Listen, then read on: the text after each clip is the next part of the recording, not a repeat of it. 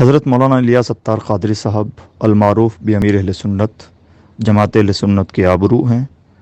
اور مجھے ذاتی طور پر حضرت امیر اہل سنت کی جو ادا سب سے زیادہ متاثر کرتی ہے وہ آپ کا تنظیمی مزاج اور تنظیمی اسٹرکچر ہے۔ آپ نے جس طرح سے دعوت اسلامی کو ترقی دی اور اس کے لیے تقسیم کار کا جو فارمولہ اپنایا، اور اس کے لیے جس طرح سے شورائی نظام کو آپ نے گویا کی تنظیمی دنیا میں ایک طرح سے زندہ کیا، وہ کم سے کم جماعت اہل سنت کے لیے ایک رول ماڈل کی حیثیت رکھتا ہے۔ مجھے یہ کہتے ہوئے خوشی ہے کہ انشاءاللہ آئندہ کئی دہائیوں کے بعد میں بھی اہل سنت و جماعت کی جو تنظیم زندہ رہے گی اور برسر کار رہے گی وہ شاید صرف دعوت اسلامی ہو۔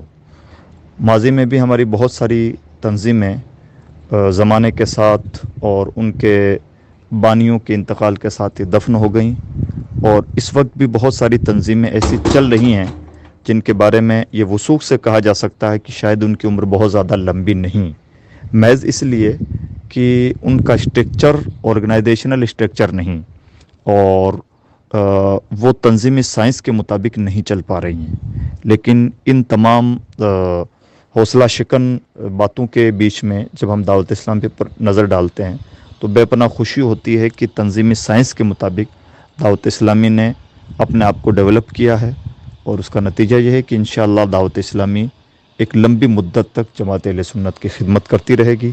بے شک اس کا کریڈٹ حضرت امیر اہل سنت حضرت مولانا الیاس اتار قادری صاحب کو جاتا ہے۔ ہمیں ان سے اس طرح کی بہت ساری چیزیں سیکھنے کی ضرورت ہے۔ اللہ رب العزت ان کو صحت و سلامتی عطا فرمائے اور درازی عمر بالخیر عطا فرمائے۔